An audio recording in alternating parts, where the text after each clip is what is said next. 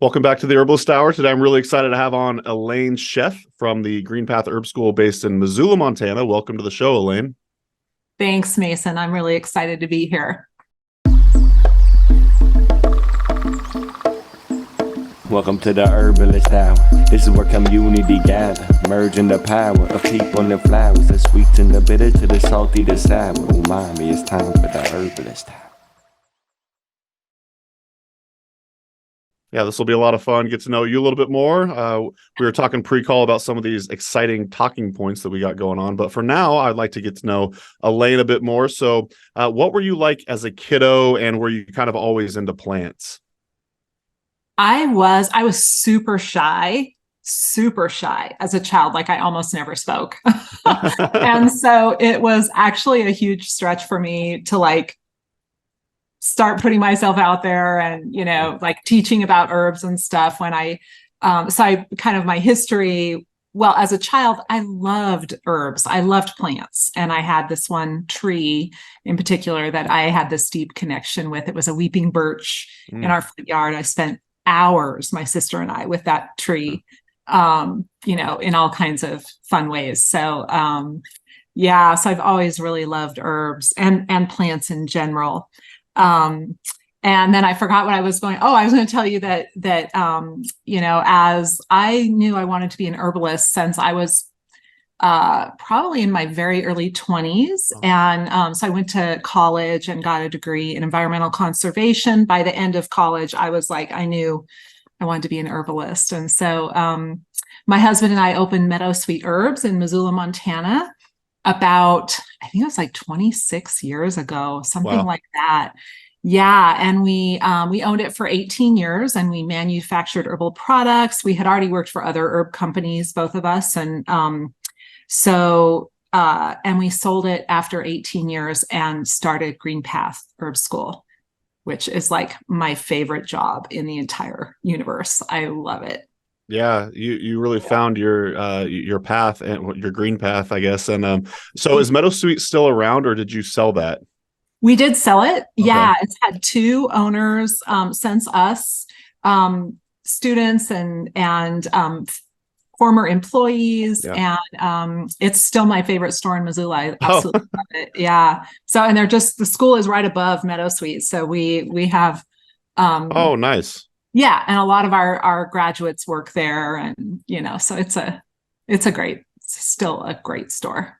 Some synergy there. So you were a very shy kid, as was I. I'm curious, how and when did you start gaining the confidence to start speaking in public and teaching these classes? And what were the challenges for that? Yeah. Well, I started teaching long ago, like when we owned Meadow Sweet Herbs. Yeah.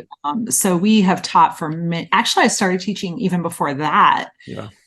So when I was in college, I was already teaching classes, and basically I felt so passionate about the information that I was just like, I have to, share this, and then I just kept stretching. It's like the first time I taught at a conference, or the first time I had a big venue where I was like, the lead speaker or whatever. Like those were really momentous for me, and things I prepared a lot for, like probably over prepared for, and just took months to work up basically to doing that kind of work. Now it feels a lot easier for me, Sure. because that's what I do for a living. But it was really, really challenging when I started out. But I wanted to, it was like my calling, it felt like. Totally. Yeah. The plants were like forcing you to do this work. And sometimes when you are nervous for something, it really does help to be say overly prepared. That way you do have the confidence to share all of that. Yeah. And then it was okay. I recall in one thing, someone asked me a question, I didn't know the answer, and I felt really, flustered by it. And then later I was like, none of us know the answer to everything. It's okay to say, I don't know. Yeah, it's a practice in humility. That's actually one of the Ask an Herbalist questions that we used to ask herbalists is what do you do when you're teaching a class and someone like say challenges your material or you don't know? And I guess I'll just put that on you. What do you do now that you're say an experienced herbalist and experienced teacher? What do you do when someone in your class is say either challenging your teaching or you just plain don't know the answer to it? Yeah. And I think it really, to start with, like, if I don't know the answer, I'm just much more comfortable now saying that is a great question. I don't know the answer. And I actually love, this is like one of my favorite things about herbs is that I don't feel like we'll ever know all the answers about herbal medicine, or even about a single plant. Sure. And I personally, like, that's the magic to me. And I love it. So I am like very excited to talk about like, yeah, I don't know. And, maybe no one knows. And there are things I feel about herbs and herbalism that are really unknowable, that are just like part of the magic of the universe. And so I really have no problem, like, and if it's something that I could know or that I feel like I should know, I'll look into it and be like, let me get back to you about that. But sometimes people ask great questions that are just like, that there really is no answer to, or we can't always break down herbs into like their chemical constituents, say, or their, even though those things are fascinating, it doesn't tell the whole story, in my opinion. Mm-hmm. And so I'm just really comfortable now being like, yeah, there's this beautiful part that we'll never know, or that I hope in a way we never know, because it's just, our brains can't know all of that, I don't think. And so, I really enjoy that actually. And like that, those things coming up, because then we can talk about that, like, Totally. Yeah. And as far as like being challenged, it kind of depends on how that happens. Sure. Like, if it's kind, then I'm like, yeah, let's, discuss it. And if it's not, then maybe I'm like, well, we all have our own opinions, so let's move on. Totally. Yeah. Yeah. I have this idea for the Herbalist Hour. I have not implemented this yet, but I think it'd be fun to do like, say, quarterly themes where we talk about one plant. Every guest talks about the same plant and maybe hear their perspective. And then I'll continually, and the audience will continually kind of like expand their, their knowledge of that one plant. But again, we're never going to know. So it's, as you say, it's part of the magic. It's part of the fun of this whole thing we call herbalism. Totally. And I love that, like in our school, in our big program, we have 16 different teachers or instructors. And I love like that each of them have their own knowledge and experience and own understanding, right, of the plants or of different modalities, healing modalities and things like that. And I love that. I love it when someone comes up with something I don't know, or something I actually like. My husband and I will talk about it, because he's the other co-director of the program, be like, oh, I think about it like that. Yeah, totally. I think about it so differently, like this or whatever. And I love that kind of, it's just so interesting to hear other people's experiences. And even like you said, with a single plant can be so different.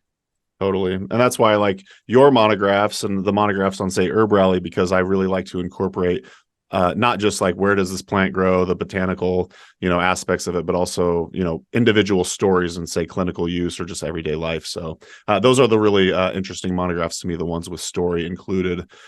Before we keep kind of, delving into your herbal journey, I have to ask, I saw you have a tattoo on your forearm, and I was curious, is it botanical?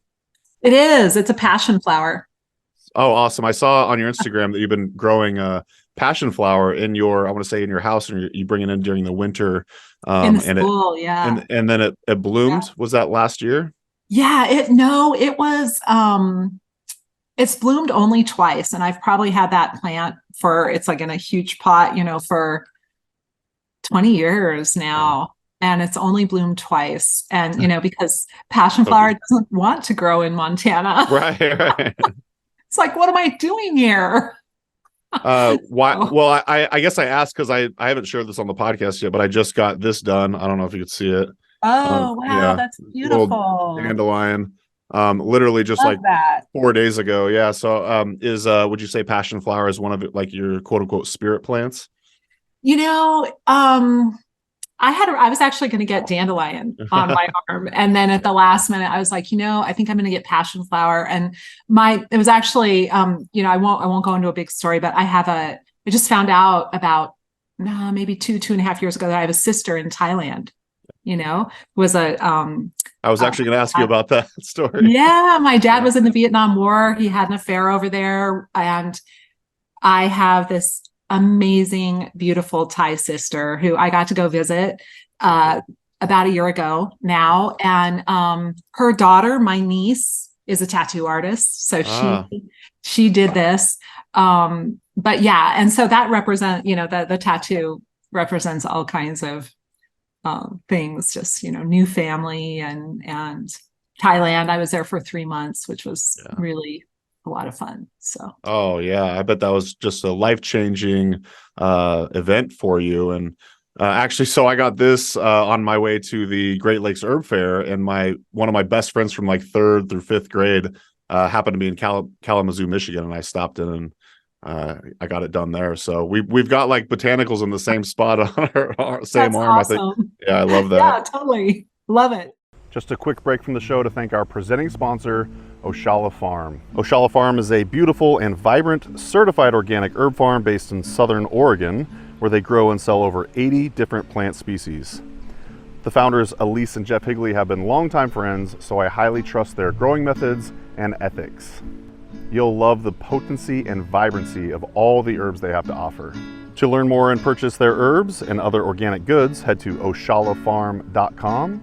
So thanks once again to Oshala Farm for sponsoring the Herbalist Hour. Now back to the show. Enjoy. Well, very cool. I don't think I've ever known this, but I've always been curious. Who have been some of your herbal mentors along the way? Well, Michael Moore was the second school that I went to was the Southwest School of Botanical Medicine. Really? Yeah. And he was just phenomenal. Like I actually really adored him as a person. Like what a beautiful human being, even though with all the like grouchiness, like crustiness that he has, oh, he was just incredible. And just the herbal knowledge, but also just a beautiful person. And so he was very much a mentor. And then I've really, my first herb school was in Boulder, Colorado. I went to the Rocky Mountain Center for Botanical Studies when Feather Jones owned that school. I went to the very first year, actually, of that program.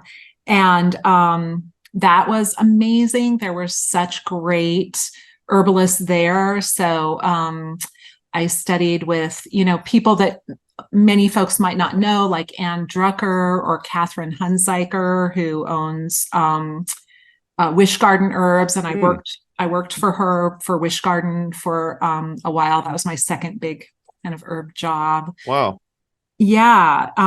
So many good herbalists out there. And I love to learn from other herbalists. Like I always am very curious if I go to a conference or something, just to hear others' experience and what they have to say. So I feel like and that's one of the things I really love about herbalism is I feel like it's just constant learning. Like you never get to the end, and so I'm a teacher, but I'm also very much a student, and I really enjoy that. I had the good fortune of hanging out with Rosemary Gladstar last weekend as well at the Great Lakes Herb Fair, and we were talking about competition versus cooperation on the herbal world. And one thing we all have going for us in the herbal community is we're never just taking one apprenticeship anyways. Like we don't need to compete because, like I've taken 2 apprenticeships myself. I'm going to start, doing the Rosemary's Science and Art of Herbalism here somewhat soonish. So yeah, it's just the learning never ends. We should just all get along. Yeah, I love that idea. I'm a big proponent of that. I feel like it's really cooperation is just, so not really interested in, feeling just like competition the whole time. I feel like there's enough for everyone. And, really, Amen. I love the idea of like helping others along and supporting each other. Well, that's what you're doing. You're teaching the next wave of herbalists. Was Paul Bergner at the Rocky Mountain School when you were there? No, that was before his time. Gotcha. Yeah. Okay. Yeah. I would have loved to have studied with him too, though. That would have been amazing, but no. Yeah, just selfishly, I too love finding out like the lineages of the herbalists that I know from near and afar. But I didn't know you actually studied with Michael Moore. That is rad. Do you have any like special stories about him you might want to share? Anything coming to mind? No worries if not. Yeah, and really his partner Donna Chestnut too was so, I felt like they were really like a team, even though, Totally. maybe we don't talk about her as much, but she was really, really wonderful too. I really love her as well. I don't know, just so many funny, I mean, he was so hilarious, really, and so like encyclopedic, so smart, so wise, and like I mean, really, I feel like a genius, like Yeah. every day I would just be like, wow, Yeah. that's just amazing. And so I felt really, really grateful, Totally. to learn from him and to be able to be there. We had to work hard, John and I, my husband, who wasn't my husband then, but I met him at my first herb school, and Oh, nice. we applied, and Michael was like, no. And then I wrote him a letter and I was like, you don't understand. Like, I need to be there. I need to learn from you. And he was like, all right. And, then he came up to Montana. We got to show him Meadow Sweet, and, he and Donna, and that was really nice to kind of, I think, it's important, like as a teacher, to feel like you're giving something that someone's really going to use, and so to like carry that on. And his lineage, I feel like we carry on a lot. Like, some of the things I teach in the school are directly things I learned from him. Like his constitutional model, I really love, and I teach it every year in our big program, and I use it with clients all the time. So it's really nice to be able to pass those things on, and then see other students follow and go do other things. It's like a ripple in a pond. You're the little rock or whatever, and Totally. where they're going. And yeah, it's cool. So your husband studied there too then?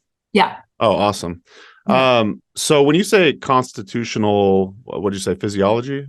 Constitutional or Western constitutional herbalism, Herbalism. but that's very much about physiology. You're right. Yeah, that was Michael's whole gig.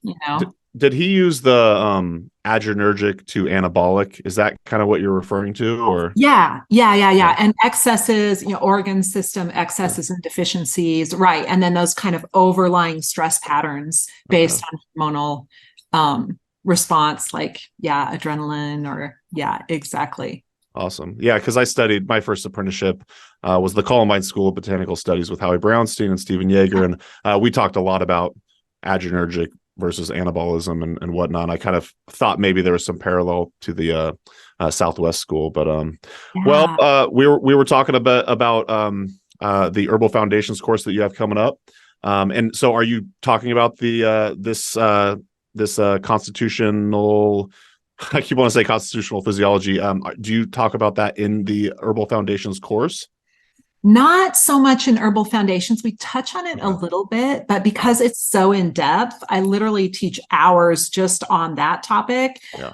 So that we really cover in the Herbalist Certificate program, which is our bigger program for people who are really looking to be herbalists, and not everyone will use that, because not everyone's interested in being a clinician or, working one-on-one with folks. But I include it in there because I feel like it's so, I just, it's important to me to carry on Michael's legacy. Yeah. And I feel like it's, for me personally, it's a model that I can relate to because it's based on anatomy and physiology. And it's something that I have studied and understand more than like, Ayurvedic or Chinese models, which I have deep respect for, but I feel like I don't really grok them. Sure. Like, and that's, I'm really interested in Western herbalism, like being with the plants that grow where we are, and I love that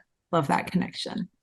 Amen. Well, I would like you to kind of expound more upon what is the Herbal Foundations course, but before you do that, I was reading the website, the greenpathherbschool.com, I want to say.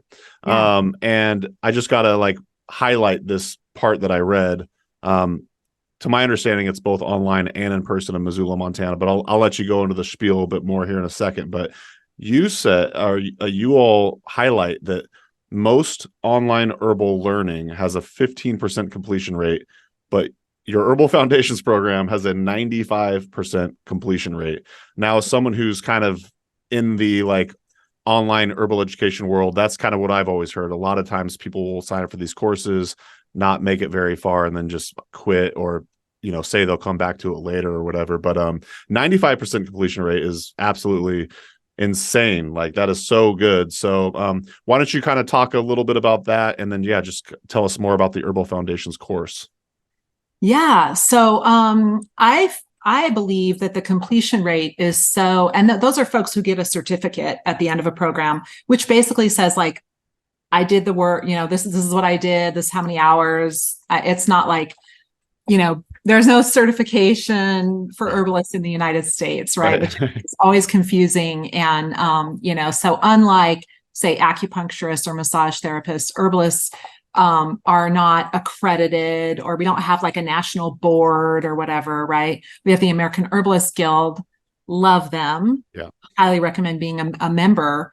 And there are different ways to do that, but we don't have any like official certification in the United States, which I think is really, as a school, really important to say. But you do get a certificate, and it says what you did in the program, right? Yeah. And so 95% of our students get that certificate, which means they have done the work, right? They've showed up for the classes, they've done the homework, they've done all the work, or 95%. I think we say they can do 10% is all they can't do. So that's not much. I think it's like 2 classes you can miss out of the entire program.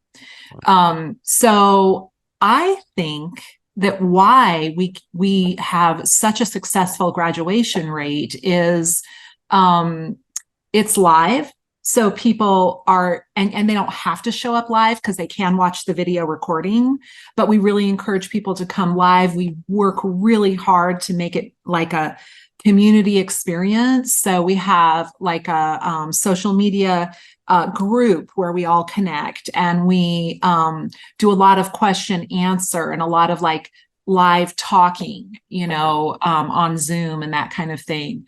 And we have people that make friends, like we had a student, not last year, but the year before, who she just got married this summer, actually. And she had friends from the program that literally came, like one woman came from California to Missoula and, came to her wedding. So I feel like part of it is like a community connection that happens online, which is not super easy to do, but I feel like it's doable. And we work really hard at helping everyone feel connected. And then we're tracking, like, who's there, who isn't, who's attending, who hasn't watched the videos or whatever. So we can contact them and say, hey, what's up? We didn't see you in class last time, or whatever it is. I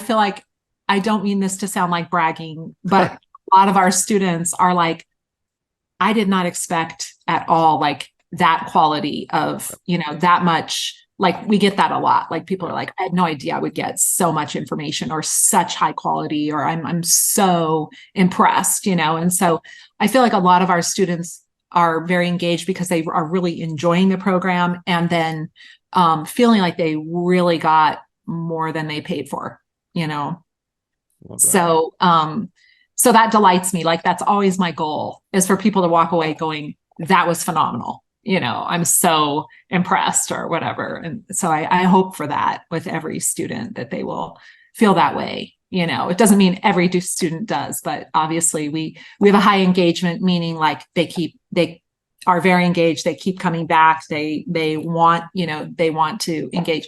I feel like that's really hard to do with a self-paced program. Absolutely. It's just hard because people get busy, and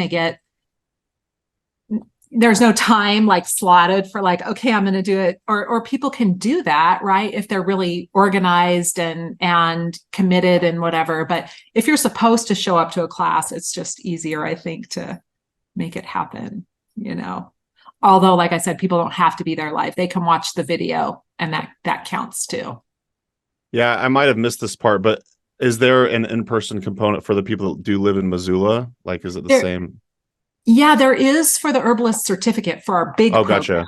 Okay. Yeah, but cool. for the herbal foundations, that's all online. Oh, awesome. Yeah, and so which, some people who are local here definitely want it to be more in-house, and so we're and it used to be all in before COVID. It was always all in-house, so so we're still kind of sorting that a little bit, but it works pretty well. Right. And this starts next month, right? October something. Yeah, it starts October 21st, and we have been doing about every 6 months. Okay. So we have people, who are really so spring and fall at least is what we're doing now, and that's working pretty well, it seems like. Definitely still check out the Herbal Foundations course, greenpathherbschool.com. Is there anything else you kind of wanted to highlight for the program? Do you want to know a little bit more about like what we do? Yeah, absolutely, please. Yeah, so we do herbs for different body systems. Okay. We cover most of the main body systems. We don't. There are a few like ear, nose, throat, or endocrine. We don't go over a lot. Those are like in the herbalist certificate program. But so we're talking about, like, for instance, herbs for the digestive system, and the different categories like herbal actions as well. And then we go over some focus herbs. We do monographs, so where we're talking in depth about one particular plant. I don't know, I probably don't need to say a whole lot more about that. We do herbal pharmacy, so we do all kinds of herbal medicine making. And that's really great. We really encourage people to then they watch, they learn, and then to do it themselves, which I feel like cements it. It helps us understand it, right, in a deeper way when we do that. We talk about herbal actions. There's a whole, almost like a dictionary. So they get a PDF, which has like a book basically that they print out. They can write in, but there's all different. It's over 100 pages, the Herbal Foundations. The other in our big program, Herbal Therapeutics, which is one of the classes I teach, is like, I don't know, over 300 pages, that workbook. But it has recipes and different herbs and different herbal categories and medicine making and, all kinds of stuff. So wildcrafting, we always talk about wildcrafting ethics, because I feel like that to me is essential if you're going to be talking to people about plants and wild plants and how to go get them. We absolutely have to talk about the ethics of that, because there's a lot to know and it's not cookie cutter. Yeah. Right? So, well, I know y'all are a member of the United Plant Savers, so of course that infuses a lot of your work and your direction and whatnot. Yeah. And I feel like it's just like this like connection to the earth and using herbs is just so, and like our responsibility, right, for plant populations and the earth in general, I feel like is something that goes so well with herbalism, and it just is, like I said, I got my undergraduate degree was in environmental conservation, like, I don't even know how many years ago, 30 something years ago. Wow. And, those two for me are just like, you really can't have one without the other, so. Amen. And you were saying you were quote unquote bragging earlier or whatever. I'll just point people in the direction of, check out the website, because there are a bunch of testimonials on that landing page where you talk about the course, and everyone is just saying, how amazing the teaching is and whatnot. So definitely check out those testimonials as well. Thanks, Mason. Of course.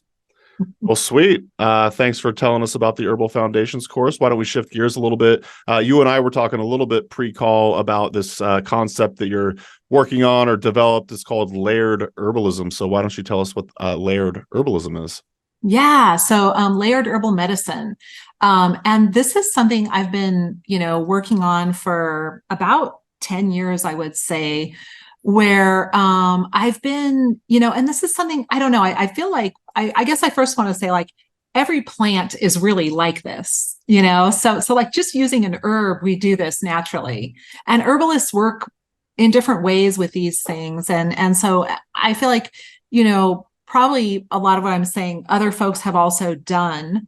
And I just like have been like working in a certain way that I feel like to me is very, very interesting and has been really profound. And I call it layered herbal medicine. Someone else might hear this and go, oh yeah, I do that too. And I call it this or that or whatever. And that, so I really feel like we do this in different ways. But I've been very intentional. And I'll tell you, just the kind of how I got started with this is I started working with rose, this ancient rose bush in my backyard. And we had to dig part of it out to put in a fence, and we had to get a backhoe to take part of it out. And literally the root looked like a tree trunk. Wow. I mean, this rose is old. And so I was working, and I have personally had a lot of trauma in my life and have PTSD and, have used herbs a ton. Like, I feel like they have been such good friends to me, like through all of that. And there's another article on the website on herbs for PTSD, which I highly recommend if that's something going on for someone watching this, like, herbs are amazing, assets for folks with trauma. But so I was using rose for this. And what I started doing is I was just really drawn to like use rose in different ways for the same thing, if that makes sense. And so I was thinking about like how we make different medicines and how they really highlight different constituents or different parts of the plant or whatever it is. So I layer plants or a specific plant in different ways. Sometimes like elder, I'll use the flower and the berries together in a syrup. That to me is like layering, right? It's like using different parts of a same plant in a formula, so we do that a lot, right? Love that. But with rose, what I did is I tinctured the rose petals in brandy. And then I started adding like a little bit of essential oil and a little bit of rose hydrosol and rose flower essences, which I'm a huge fan of flower essences. They're, I don't know if folks watching this are familiar with flower essences, but they're kind of like homeopathic remedies. They work energetically, right? And I feel like they're profound and just really, really powerful but very gentle. They just work more like emotionally and spiritually, right? Or homeopathic remedies, right? So we have all these different ways that we're using plants. And my feeling was I wanted to just combine them together in a single formula. And so that's what I mean by like a layered medicine is one plant. And what I've been doing is using usually just one part of one plant, but using different ways that we've extracted it and it's just been amazing, So like I said, I started this about 10 years ago and rose was my first. And I started using it for people who had like deep grief or heartbreak or like trauma or something that happened that I felt like deeply affected their kind of heart. And so even before this time, what I was seeing with clients is I was noticing like someone would have a broken heart, they had some kind of experience where they just were like brokenhearted, and years later they would have cardiovascular disease, or have a sexual trauma, and then years later they were trying to get pregnant and really having a hard time, or just really having a lot of reproductive symptoms or things like that, And I started going like, how I don't feel like I'm helping people the way I want to. I want to go there because that's the root, that's the core, is what my experience was. And now we have all these great, right? Like EMDR and somatic therapies. And, like now there's like so much information about this. But back when I was really like looking at it with my own clients, I was like, there just wasn't that much info. or I wasn't aware of it, at least, if there was.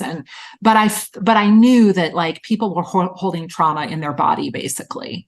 And I was looking for ways to help move that, and I mean, I've started like with myself, and then I started with students, like, or clients, or even people. I remember one woman who was a mother of a student whose son died. And I was like, here's some, layered rose elixir is what I call it. And, can I, so I was just giving this away to like, lots of people. And I'm also a beekeeper. And so I have honey, which I think is like, talk about magic. Oh my God, honey is magic. Like, it's so cool. And so, this like nectar from flowers that the bees are making into honey, that then I feel very like it is holy stuff, And so I extract, like, I'll put rose petals in honey and I don't even eat honey like as a food anymore. I only use it as a medicine because I feel like it's so precious. One bee makes like something like 1/8 of a teaspoon of honey its entire life. Like, oh wow. Yeah, it's a like, wow, they're incredible. So I would infuse honey, with the herbs too, and add that, which I feel like is just like magic all by itself, right? And create these formulas that I feel like have just really been helping people. So with the rose, I would use like a drop. And some people would come back and say like, even a drop felt like too much. Like they would put it in water or take a drop every other day. And some people were taking a lot more than that, and so just it really varied for folks. But so since that original, like making that rose layered elixir, I've made a lot. And as I was kind of looking back, because I thought like, I would really like to start teaching about this and, telling my students more about it. And I realized that most of what I was doing were herbs for the heart. Yeah. And herbs for the nervous system and herbs for the reproductive system, which I feel like we can hold trauma anywhere in our bodies, right? But those are 3 areas that I feel like we often hold trauma, people do. And so, so once I kind of looked at it, I was like, oh, wow, that's way cool that I without realizing, like, that's what I was really doing, and almost always flowers. And anyway, so now I make a bunch of different kinds, and, sometimes I'll use homeopathic remedies, or I use flower essences almost every time. And, and just, tincture, usually it's in a tincture base. And, but there's so many different ways to do it. Right. And I think it's a great thing to, explore. And then every time I take it personally, I say to in my own head, like, love, and just the intention is like, I want to open my heart and, focus on what's important, which to me is love. It's all about love. Amen. You're blowing my mind here. I'm just like thinking back to some of the herbal medicine I've made, and I'm realizing it is layered, as you say. And I think it's really cool that it sounds like you unintentionally intuited this, and it has been like helpful for, say, PTSD. I too also have a lot of PTSD, childhood PTSD and whatnot. And one of the early like herbal medicines that I would make and hand out around winter solstice was a hawthorn elixir, which I got the base recipe from Juliet Blankspore. And then I kind of altered it to, fit what I wanted to do with it. And actually, I'll link to that blog post I wrote for Mountain Rose Herbs all those years ago. But basically, it's hawthorn leaf, flower, and berry. Then it would always have those components to it. But another thing that I was thinking of, which obviously is good heart medicine, and then you were talking about nervous system as well. Another thing that I did one time before going on the Rosalie de la Fore's podcast was I did a whole month of oat straw infusion every day, oatmeal every day. I did Robin Rose Bennett's oat meditation, and then, oh my gosh, of course, milky oats tincture every day. And so I did all 4 of those things every day for 30 days. And I feel like that's not in one particular herbal medicine, like say bottle, but it's the activities itself are layered herbal medicine in a way. I love that. I love that. And one of the things I love about what you did is that you included like a meditation, which I feel like is also such a great way to connect with plants, right? But that is a great other layer. That's so cool. Yeah, actually, and you were talking about flower essences, and I was searching far and wide for an oat flower essence, but I could not find one. I guess I could have just made one myself, but I think I needed it in a pinch. But I found some other grass flower essence, but it wasn't the oat, so it didn't make the cut. That's great. And yeah, that's one thing that I really love doing is making my own flower essences. I'll use other people's too. Like for my rose elixir, I made my own flower essence from that rose bush, but then I also was using, other roses from like rose essences from other places, which I felt like had different but similar, right? And that's why I love that, different but similar, to bring together, because I feel like it hits us in different ways in our physical, spiritual, emotional, mental, like all of those places. And then probably in ways we can't even really, we don't have words for, we don't really, know but I feel like I trust the medicine that it does what it needs to do for the individual, but it's like layered. Yeah, no, I love it's beautifully put, layered herbal medicine. I highly encourage you to flesh this out and turn it into some sort of course. Do you think you might actually do that? I do. I teach about it in our herbalist certificate program. Oh, okay. And it's something I also do individual classes. So like I just recently taught at the Spokane Herbal Fair. Oh, nice. I taught about that. And then we had a conference here, our first year of our Montana Herbal Festival for the first year here, which I'm a board member of that nonprofit as well. And so I taught it there too. And it's great. I feel like it's like a topic right now that we just need to know about. Like people were so interested and receptive. Like every time I teach it, so many people come up and are like, do you have any of that layered rose elixir? I don't, it's totally like limited supply, but I finally have, like I said, I mostly just give it away, but totally. I have started selling a little bit here and there, but it's just such a small batch kind of thing. But people can, make their own. And I love the idea of just being drawn. And I always actually, something I didn't say, and I don't know if this is in the blog post either, but I always put thorns in there. And I was wondering if you did that with your hawthorn as like an energetic protection, right? Yes, I actually did do that one time. Yep, totally. Actually, I was going to ask you about that. You had like that big chunk of rose root. Did you put any of the root in there? I didn't. And that was so long ago that that we pulled that out, and I didn't even keep it. It was at a time, part of my trauma is related to my beautiful son who has epilepsy and has almost died literally.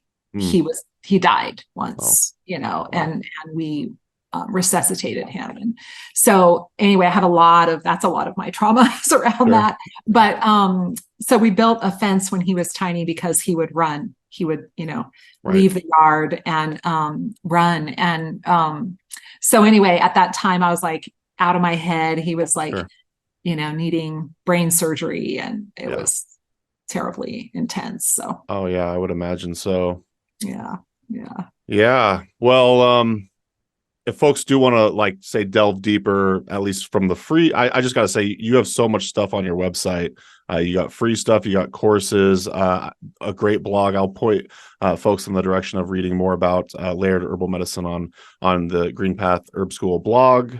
I was going to talk to you about rose, but we kind of already did that. There's also a great new rose monograph, super in depth as well. So be sure I'll leave links to all the stuff in the YouTube description and the podcast show notes and whatnot. So just encourage you to check out all of the materials over there. But you were mentioning the the Montana herb gathering. And I was going to ask you about that. So it's kind of a nice segue. Can you just tell us about that event? Is it going to be annual? And yeah, just any general takeaways from the event? Yeah. So this year, we had an herb gathering in Montana for many years, and it stopped, and it just never got going again. And I was really like helping, like trying to encourage, all of that to start up again. And finally, here in Missoula, me and the owner of Meadow Sweet, the current owner, and one of our graduates of the school, we were having tea together, and one of the women was just like, we got to have an herb conference in Montana. Absolutely. And we were all like, all right, let's do it. So we developed a nonprofit, and it took us about 1.5 years to like work up to the conference, which was just last month. And it was a 2-day event. And it was so successful. I was thrilled. I was so pleased at how many people showed up, and it was just very well attended, and people loved it. And so next year we intend to have it yearly now. Yeah. And next year we will be in a really cool part of our and I'm sorry, I'm not going to remember the word, our fairgrounds here in Missoula, which are beautiful, like really, really gorgeous. And they're doing this whole huge new building, which I won't be able to remember the name of all of that, but it's a nonprofit related to the city. And there's like a commercial kitchen, and there's all these like class spaces. And we're hoping, fingers crossed, that we can camp at the fairgrounds, and it's going to be a lot of fun. So there's medicinal garden, or there will be, they're working on medicinal gardens there, and native gardens, and food, and an orchard, and like, it's going to be way cool. So I'm super excited to like even just have it in this location, but also to do something yearly, that people can come back and learn about herbs in Montana, like we had for so many wonderful years there of that. And it's nice to get it started again. It's a lot of work. Oh my goodness. I think this, but I was the event person for Mountain Rose Herbs for 11 years. So yeah, I totally can relate. Yeah, absolutely. In fact, in my early days doing that job, I remember we'd send sponsor checks to the, Montana herb gathering, probably like 10 or so years ago. And I do remember it just stopped one time. Is Michael Pilarski involved in that at all? I want to say he used to be. Yeah. Oh, he totally used to be. And he didn't come this year, but yeah, he and I talk about it, and, such a good support of so many different conferences. He's like amazing, getting those things started. And yeah. So, yeah, he wasn't able to come this year, but we love having him, and we kind of feel like he's our, he was the inspiration, or he was right there to start the very first. And other people actually like ran it and organized it, but he was like, you guys got to have a conference, Yeah. Yeah, I want to say, I don't remember, but Michael Pilarski was, I want to say, episode 10 or something of the Herbalist Hour. And we were making plans to stop and see him on our road trip back.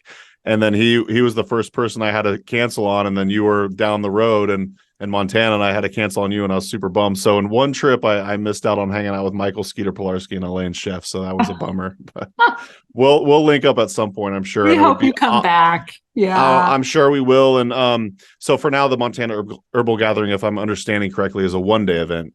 Is that true? It was a 2-day. Oh, 2. Oh, yeah, awesome. And it's called the Montana Herbal Festival. Thank you for correcting me. We changed it a little bit. Yeah. Okay, good. Because we didn't want confusion between the two, because it actually is a different nonprofit. It's a new thing. Okay, awesome. Well, is there a website I could link to, or? Unfortunately, we only have a Canva page right now, so that's one of the things we're working on. Is sure. Yeah. Nonprofits are so much work. Well, you'll keep working on it, and I would love to attend in the future. It'd be a good excuse to hang out with you and everything. So we would love to have you. That would be great. That'd be awesome. Well, I'll send you an official invitation when please do. We know the dates and stuff. Yeah. Love it. Well, I did want to ask you, earlier I was talking about all the resources on your website. So you have like these free ebooks for download and whatnot. And I don't know if this is newer or not. I hadn't noticed it before, but you have a newer one, or you have this one called Ginger and Spice Herbal Gifts for the Holidays. It's a free ebook. I was just wondering if you tell the audience what that is and how to go download that and whatnot. Yeah, so it's actually, I don't remember when I wrote that, but it's been around for a while. Okay. And it's just a free download that you can do. And basically, I wrote it because I love making gifts for people. I love making herbal gifts. I also love getting homemade gifts from people. And I feel like our kind of culture, our society is so consumer driven, but I feel like the gifts that mean the most to me are things that are probably don't cost a lot and are just like something someone created or thought up or thought of me and thought like, oh, I bet Elaine would really like this, or this is something I'm passionate about. I'm going to make all these salves and that's what I'm giving, or, whatever it is. And so that was kind of my inspiration behind writing that book. And it's, really it does focus on like the Hanukkah, Christmas kind of holiday season, sure. But it could really be used any time of the year. And there's some different foods that you can make. And then there's different herbal recipes, like there's rose beads that you can make in there, which are really fun and beautiful. And then there's, just all kinds of like festive little things that you can do and give as gifts. And you're right. It would be a good time to download it early because then you have the chance to make it ahead of time. So and that's just free. You can get on the website. And I think it's under, I'm trying to remember now if it says free or maybe books. If you go to books and then go down, there are more, and there's more than just that one too. Like there's other downloads you can do for free down there as well. Yeah, that's exactly why I wanted to highlight it, because as I was saying, this episode will be live, mid-September, but folks got to have the time to make it. But as you said, there's lots of other resources on the website. But yeah, you're right. So I'm on the website right now and it says free and then free herb books and videos. So you got some videos and all these other, the Menstrual Map, Explorations of Menstrual Health, which you have generously provided the audio for to the HerbRally podcast many years ago, actually. I want to say it was recorded at, maybe it was the Midwestern Women's Herbal Gathering. Yeah. So we published that a while back, and people get a ton of value from that as well. Awesome. Well, there's we still got maybe 5 or 10 minutes or so. So it'd be nice to kind of wrap up with some fun questions. What's a random hobby that you have outside of the realm of herbalism? Like mine are like gardening and beekeeping. Beekeeping. Hiking. I love to hike with my dogs. So I go like several days a week. And in Missoula, we're surrounded by mountains and the hiking trails are like super close, which I love. So I go out like several days a week and, hike one of the trails around here. My dogs I have 2 dogs and they both really love it. And so do I. Yeah. It's really, I love, this is a place where it's hard to make a living in Missoula, but it's also like the mountain tax, you really, I really enjoy just being able to access nature so easily. Well, I do know as we were driving through Montana on our way home, it's got to be one of the most gorgeous states in the United States. I'm sure you would agree. I do love it. Yeah, the Eastern is totally flat and like farmland for the most part. Very, very flat. And then the Western, which is where we are, is just the Rocky Mountains. So gorgeous. Yeah. Well, this isn't actually so much of a fun question. I had this written down and I thought you'd be a really great person to ask. So we're kind of going back to the normal questions here, but if you have a few minutes to answer it, I just think you'd be a good person to ask. Do you have advice for the budding herbalist looking to make herbalism a career?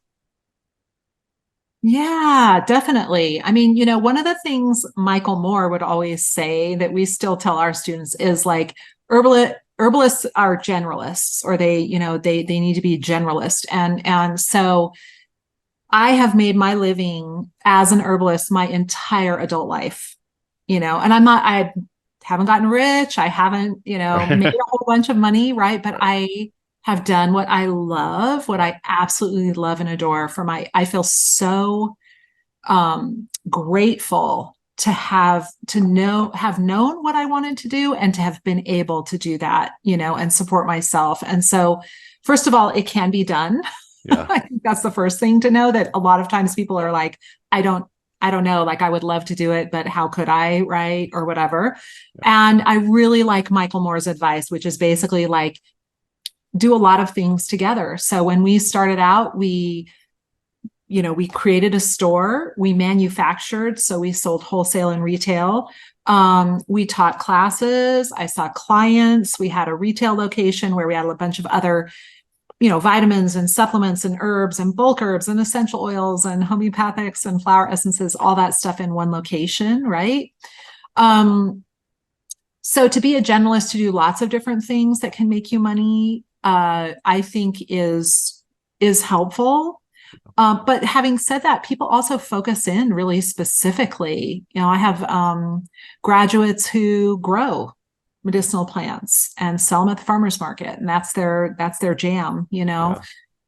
So I think that there's and that's something else that I love, is that you can really get creative. You can do your own business, but like when we started out, people were like, we opened our store in 1996, I think. And people would come in and be like, do these things work? Like, what are you guys doing? And now, like, if I tell people I own an herb school, they're like, so it's cannabis, huh? Yeah. It's always cannabis, Right. And so, like, I feel like I'm still educating people out. What is an herbalist? What do herbalists do? Right. But there are so many great ways to be an herbalist, and that people can make a living at that, and to not give up, like to get creative and figure out, I've written books, and not just free books, but books people can purchase, right? And I see clients, and I feel like all of those things actually for me are about teaching. Yeah. They're about like providing information. And, ultimately for me, I am so excited about connecting people back to the earth, which I feel like is just healing all by itself, even if you never take an herb, right? Right. Totally. But being self-empowered as well, and so those are my two kind of like goals, my precious goals that I really, really mean a lot to me. And that is to empower people to take care of themselves and to take care of the planet and to reconnect with the planet, and yeah, so there's, so education can look all kinds of ways, So I don't know. I hope that helps, but I very, like very helpful. Yeah. And I'm glad I asked. I think you put that so beautifully. And I like that you emphasize that you might not get rich, but if you're doing what you love and you are making a living, that's way better than any amount of money, like, oh yeah, who wants to be rich and miserable, Exactly. And probably not very healthy. Right. Right. Exactly. Then it starts taking a toll on, your relationships, which is another part of health. And so kudos to you for following your heart and, making a living in all these different ways as an herbalist. And yeah, just a quick plug. You mentioned you also have books for sale. The one that comes to mind, I'm sure you've got more, but you've got one on skin health. It's called Naked.